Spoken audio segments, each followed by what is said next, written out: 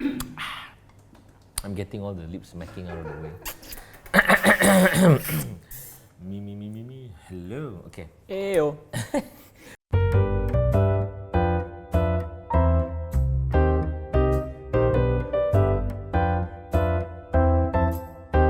Hello, everybody, and welcome again to another episode of Let's Talk About. Before we begin, I just want to remind everybody, hey, we're on podcast now, so if you are a big podcast listener, we're available on all of your favorite podcast platforms. We're on Spotify and everything else, because I only listen to Spotify. So if you are listening to podcasts, please search for Surgeon Show and subscribe to our show, Let's Talk About. If you have already listened to our show and you like it, please do give us a 5-star rating, because that helps us a great deal in making our podcast a success. All right, now we're gonna get right into the show. Obviously, Alex is here with me again today. We're gonna talk about touch and go e-wallets and whether they are secure, or how secure are they compared. How secure is the touch and go e-wallet compared to the other e-wallets that are available in the country? So obviously there are probably at least 12 or up to 20 e-wallets that are available in the country. One of the popular ones is touch and go e-wallet, because if you're using RFID, you need to have the touch and go e-wallet to make that work. Now, several weeks back, a number of people that are touch and go e-wallet users have been complaining on Facebook. They claim that their accounts have been hacked. They claim that they couldn't access their e-wallets from their phones. They've been getting like really weird notifications notifying them that their accounts have been topped up.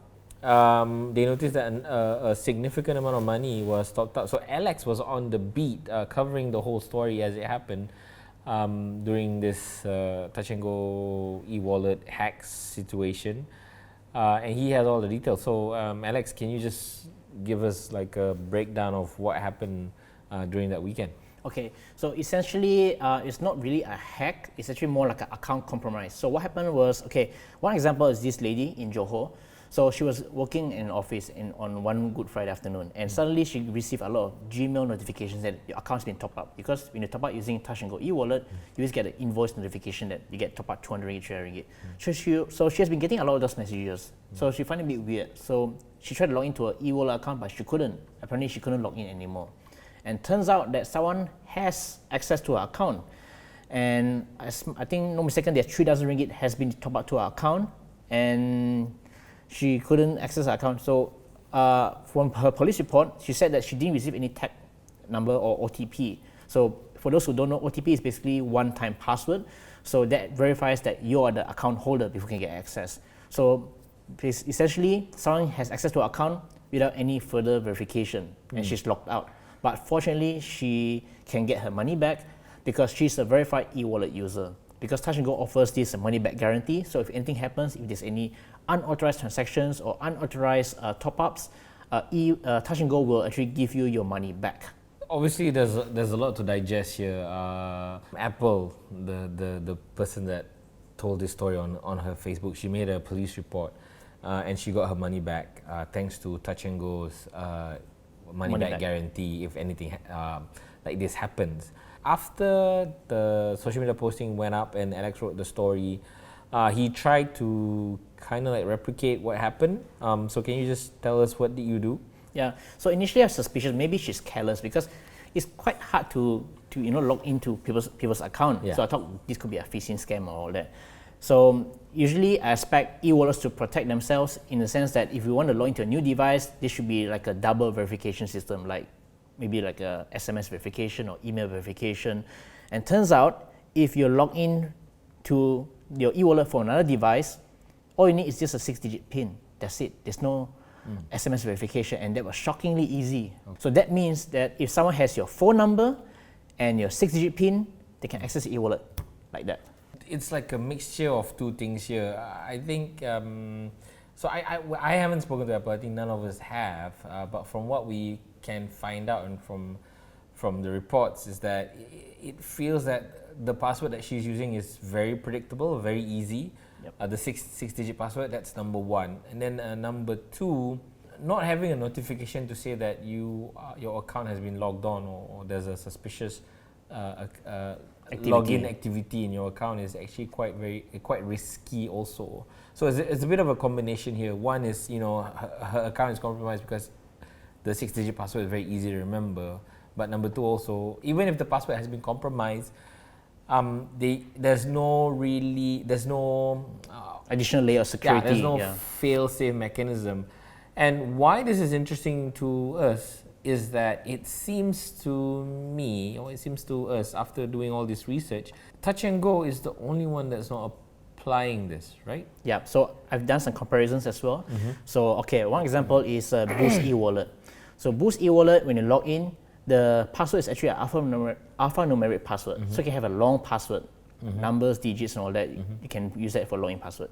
And once you log in, then you require an OTP. So OTP is basically an SMS that's sent to your phone number to verify it's you. If you get the number right, then log in. And then if you want to make transaction, you have a separate 6-digit PIN. So you have a separate password for making transaction and to log into your account. So that's like you can consider as a triple safety layer. You have the long password, you have the OTP, and you have a 6-digit PIN.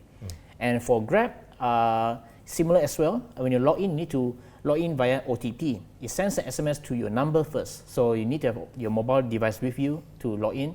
And there's also a secondary layer, which is a safer login, which is what they call. So safer login you can use to verify via Facebook or Google ID. So there's a double barrier there.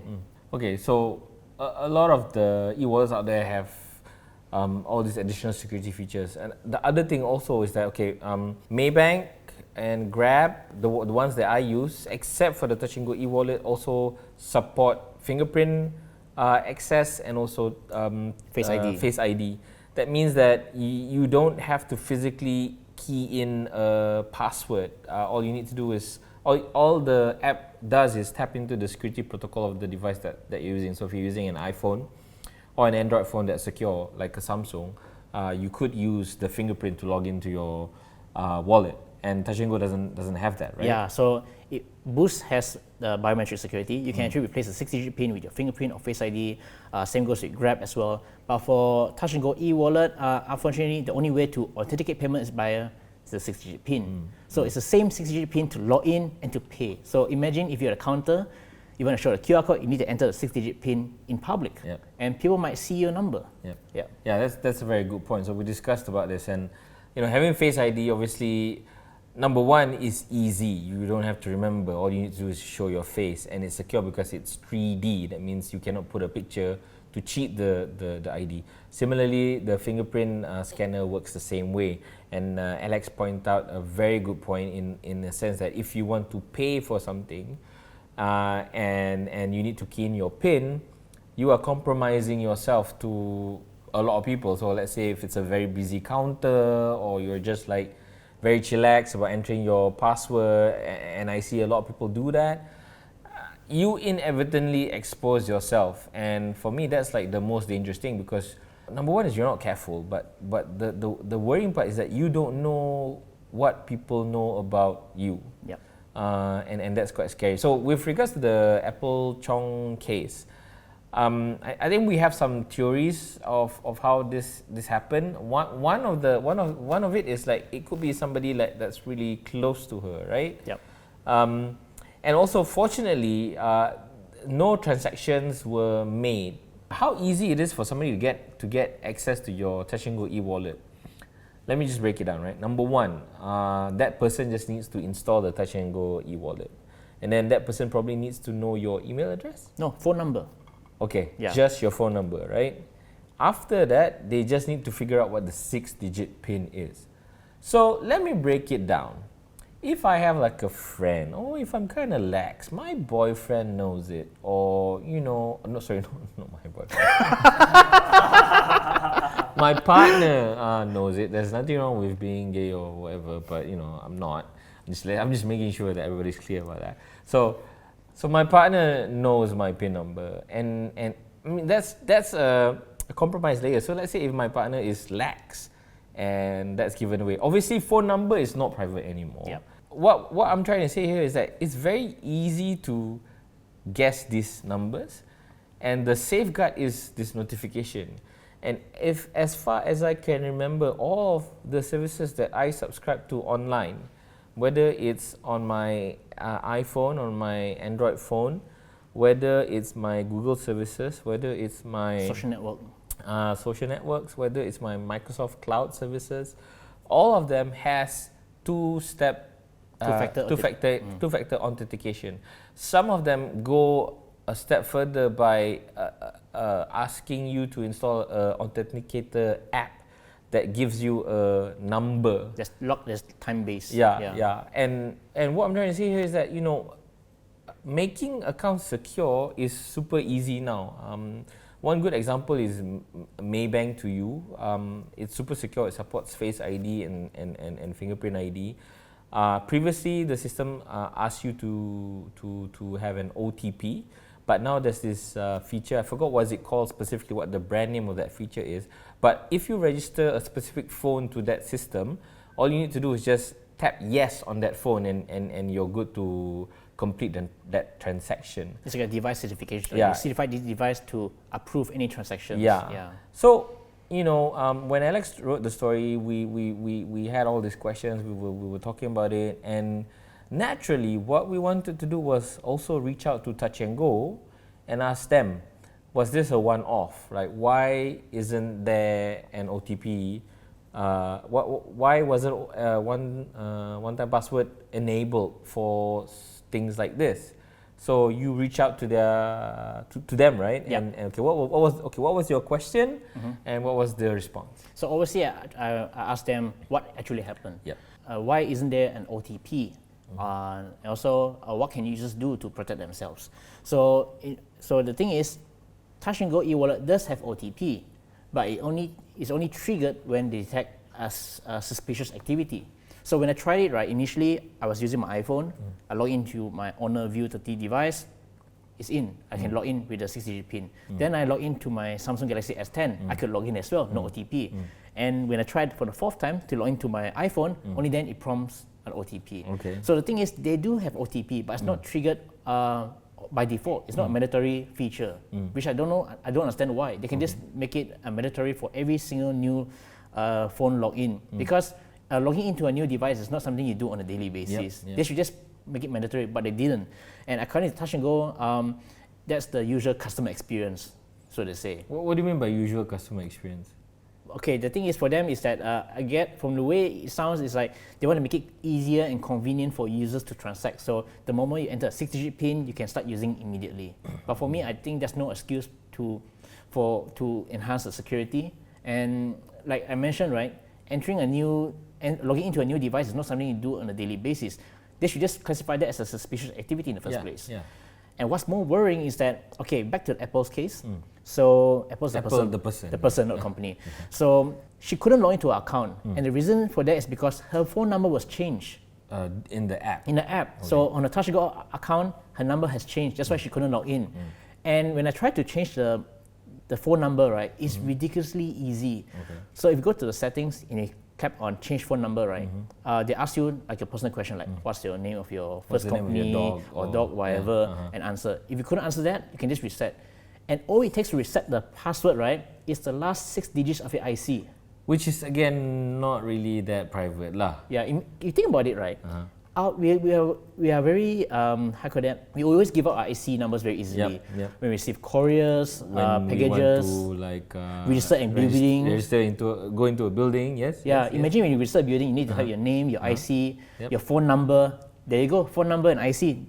It's done. So essentially the receptionist could, if she knows your 6-digit PIN, she can get it. Okay, it's easy. I mean, okay, you spoke to Touch and Go and they said, they wanted to make it easy and convenient for users to transact and use the app. I use Grab. Grab is like the eWallet I use all the time. And also QR Pay. I don't find it an inconvenience to use these applications when I'm logged in. But I also have the assurance that there is a safety net in the sense that any weird transaction, first, number one, I will get notification. But any weird, like if somebody tries to change my password or change my email, the system will tell me somebody is trying to do this. And I'm assured, and it's not like a unique technology, like Google does it as well. So if like, because we change devices a lot and we try new phones and new computers when we're outside the country.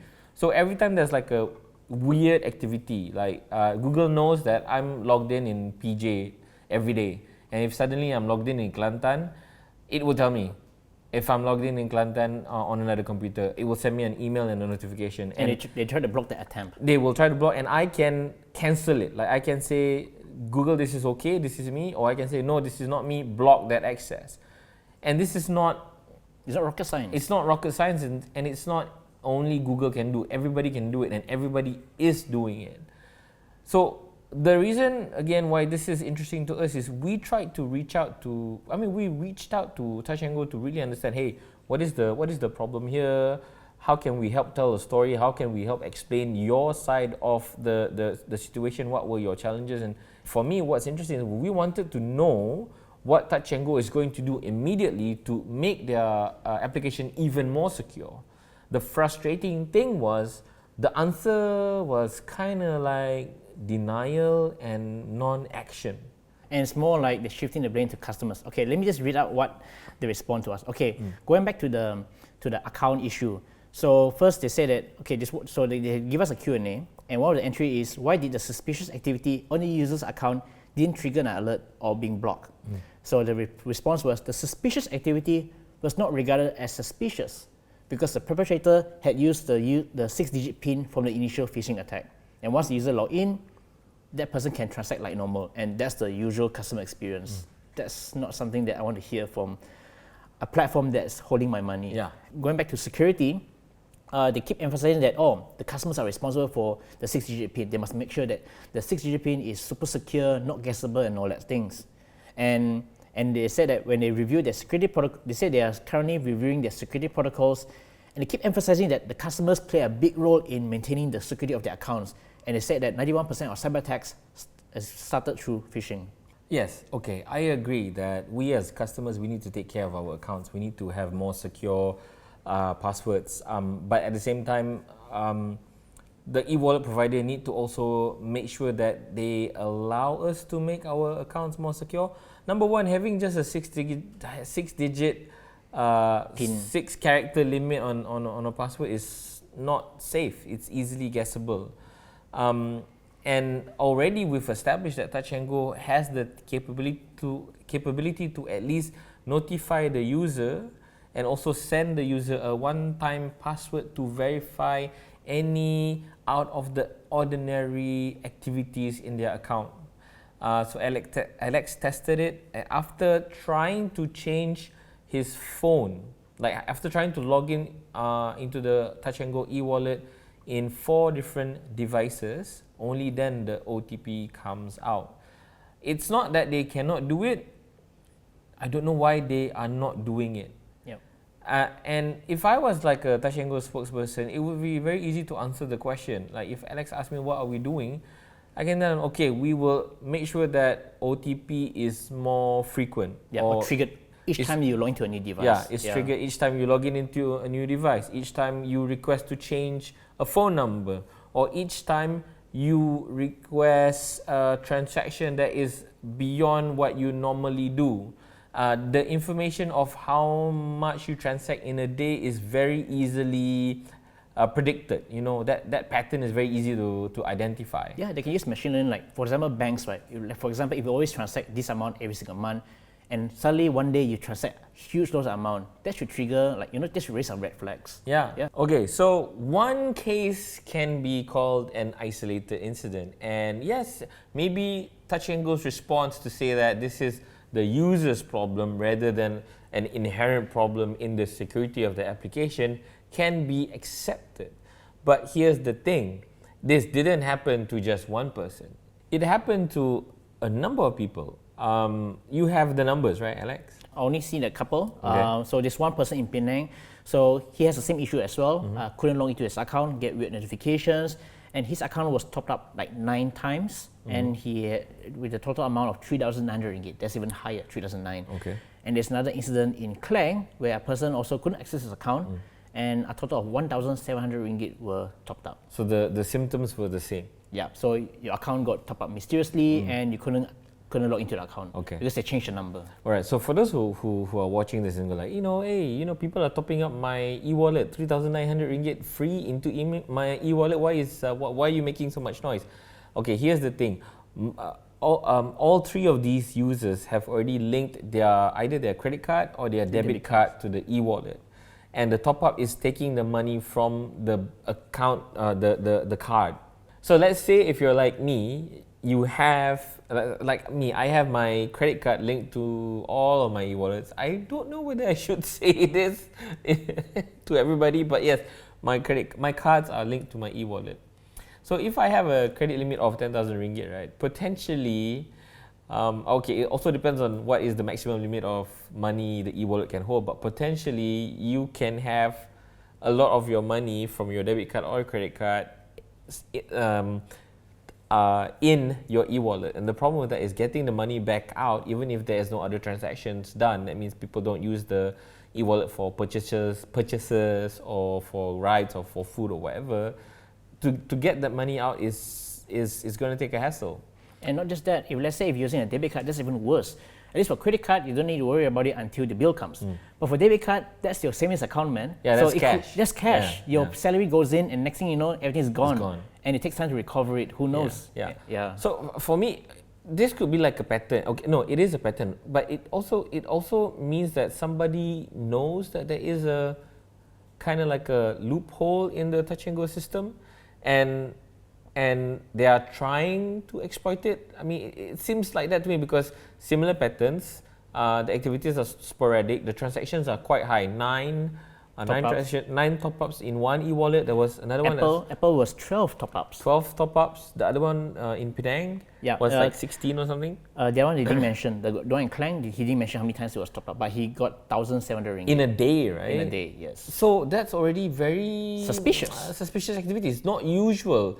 I don't know about you guys, but I don't top up my eWallet every day. I only top it up when I need to purchase something. And the scary part is that all these cases, right, they save the credit card. When you save a credit card to the eWallet, this means that you can top up without logging into your bank accounts or entering an OTP from your bank because everything is safe. It's already pre-authorized. Yeah. So for Maybanks, for example, every time I want to do a transaction using my credit card online, they will request this code MSOS, MSOS. Yeah. So again, it's similar to an OTP. It's similar to two-factor authentication. It is essentially the most basic form of account security you can put in anything you do online. And for one of the most popular e-wallets used in the country to not have that to not have that readily available for people to use is very disconcerting for me. And what's even more scary is that Alex did his homework, he did his research, he did his testing, and he did a comparison, and he brought that information to Touch and Go to say, hey, this is what I'm noticing, and this is immediately what you can do to improve the security of your e-wallet. And what's scary is that what was the response? Well, they just basically, the response is, make sure you have a strong 6-digit password. That's it. And we're going to educate our customers to make sure that they use a stronger 6-digit PIN. I don't know how to make 6-digit PIN stronger. It's just numbers.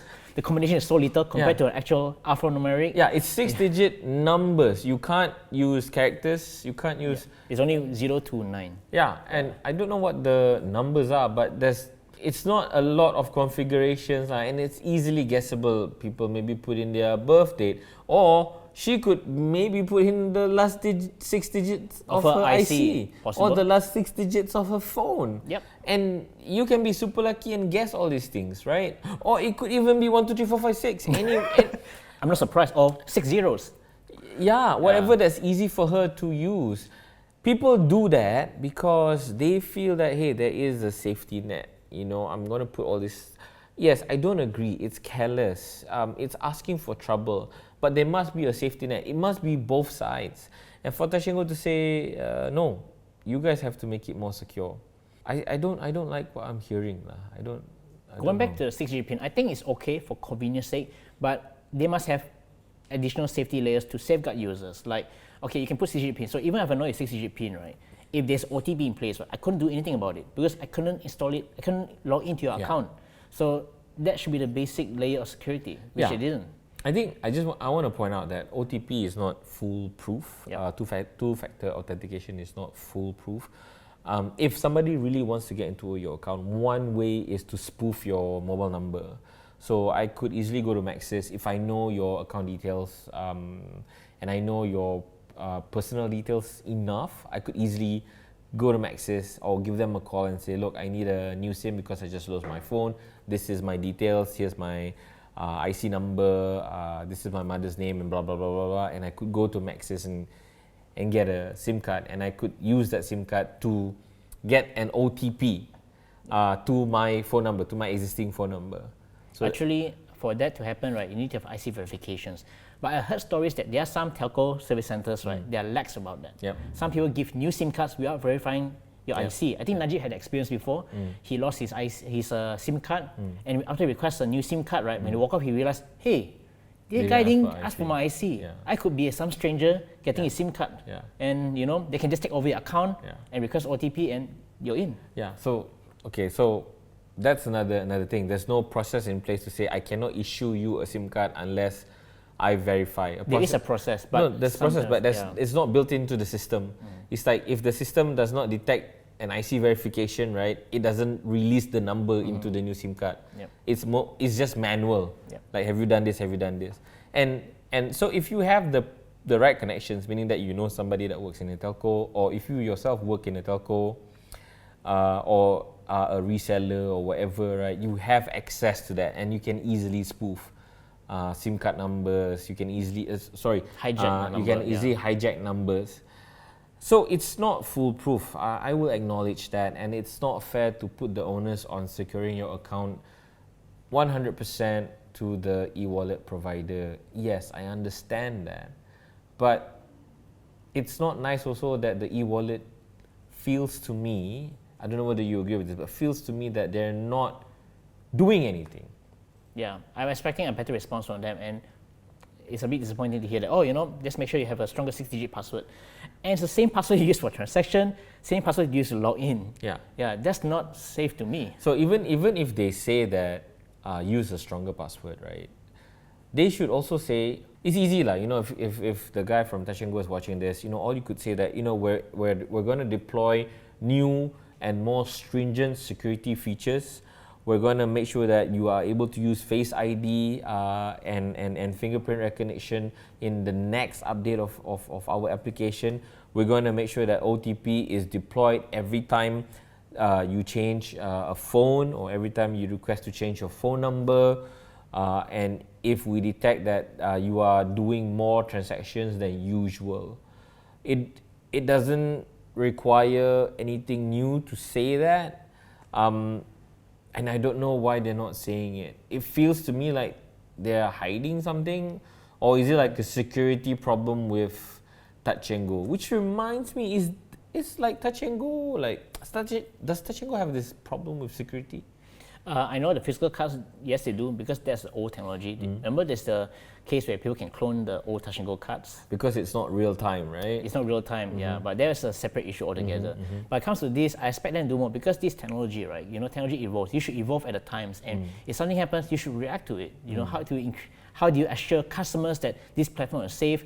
This will not happen again. That's something that I was expecting from them. Yeah. I think we're almost close to the end of our show. The other interesting thing was, after all this has happened, right, Alex put out like an article and gave out like pointers. I think it was like 4 things that Touch 'n Go could do to make their eWallets more secure. So what were the 4 things that you recommended? Okay, the number one would be obviously mandatory OTP. So if you change the phone, that's really considered suspicious. You should request for OTP. Secondly is have a separate password that's stronger compared for logins. So you have a separate 6-digit PIN for transaction. Yeah, 6-digit is good, it's easy, but please have a different password for logging into an account. So at least if your 6-digit PIN is compromised, they couldn't log in because it's a separate password. And then the next one will be to reduce exposure of your 6-digit PIN in the first place. Like you mentioned, enable Face ID and fingerprint. Because Grab and Boost has it. I don't know why Touch 'n Go is not doing it. So it's about time they implement those technologies. also has it. Yeah, Maybank also has it. Yeah, you just tap into the phone's API. Yeah. So I don't know why you can't do that.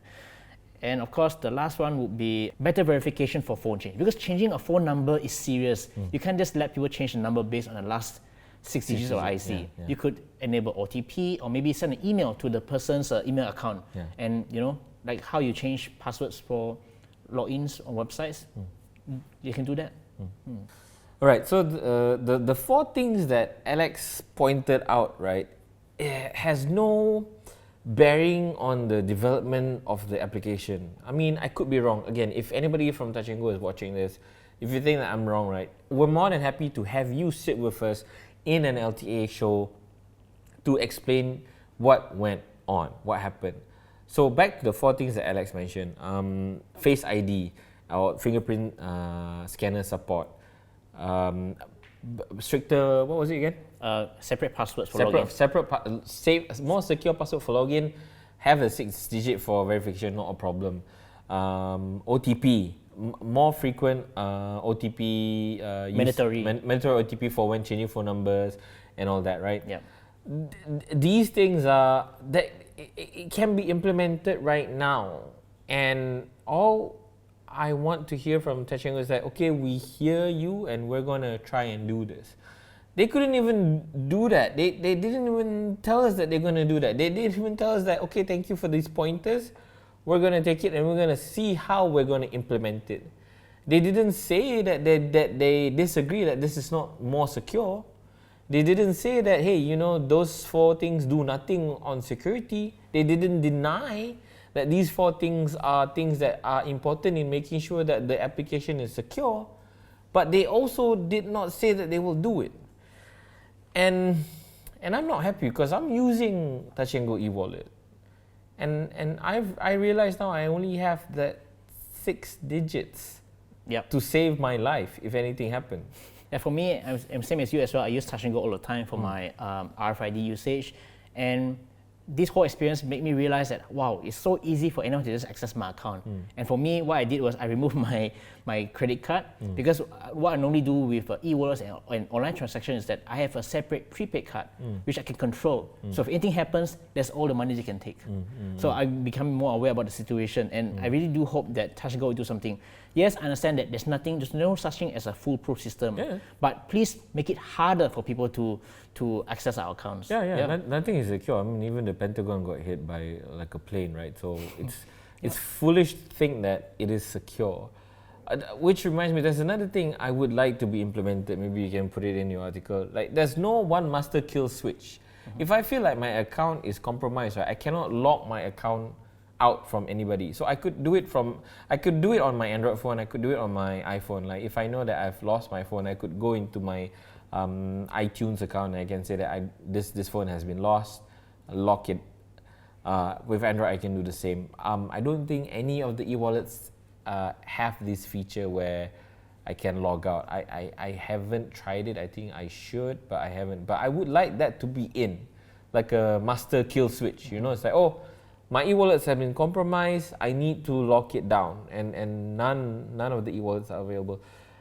If you guys are developers or security experts and you feel that, hey, I wanna say something about this, or I disagree, or I agree, please reach out to us. We're on soychincharge.com. You can also look for us on Facebook and Twitter. Just let us know. Send us a DM. If you want to come on the show and talk about security and privacy, let us know. I think that's something that's very close to myself. I don't know. I think Alex also, everybody here is very concerned about security and privacy because really you don't know what people know about you. That tip about like uncoupling your your credit card with your eWallet, I think is a very good tip. But that kind of like defeats the purpose of what Touch 'n Go wanted to do. They wanted to make it convenient. So if they wanted to make it convenient, it's not just making it easy for people to access and transact, but it's also making sure that people know that their eWallet is safe.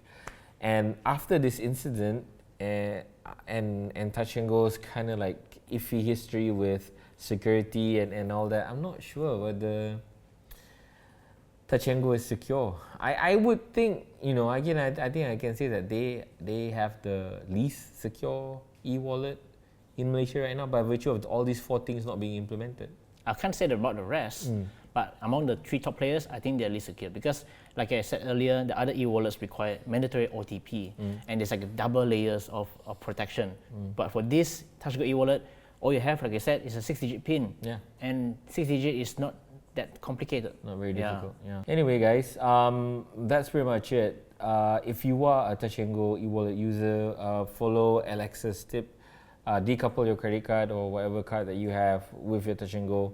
Number 2, make sure that your 6-digit is secure. I would go a step further and use a password manager. So I use 1Password to manage all my passwords and logins. I only need to remember 1Password, and they have a randomizer feature that can randomize your password. So they will generate the passwords for you. You don't have to remember it. So you could do that. You could have a schedule where you regularly change your password. You could do that if you want to. I think that's where the users can play a part in making their account secure. But I hope we can come back in a month or 3 months' time to tell you that Touch and Go has improved their security. I don't know. Yep. So we'll see. We'll see what's going to happen. Okay, Alex, what do you have to say? Any last words on your side? Touch and Go, please fix this. That's all I can say. Yeah, I think that's a very good point. And with that, we've come to the conclusion of our show. This has been Let's Talk About. We've been talking in depth about Touch and Go and whether the e-wallet is secure. At this point in time, I don't think so. I think there's a lot of room for improvement. Yeah. Basic security stuff. Yeah. So for those of you who are using Touch and Go e-wallets, make sure that you do the tips that we shared just now. And of course, be sure to subscribe to our YouTube channel if you haven't already. If you like the show, give us a thumbs up. As always, we love your comments, suggestions, and feedback. Put them in the comment section. We are also available on podcast, so be sure to search for Soya Chin Chow on any of your favorite podcast platforms. We will also be on Apple Podcasts really soon. That's pretty much it, guys. That's been Let's Talk About, and this is Amin. Yes, Alex. And thanks very much for watching. Catch you guys later. Bye. Bye.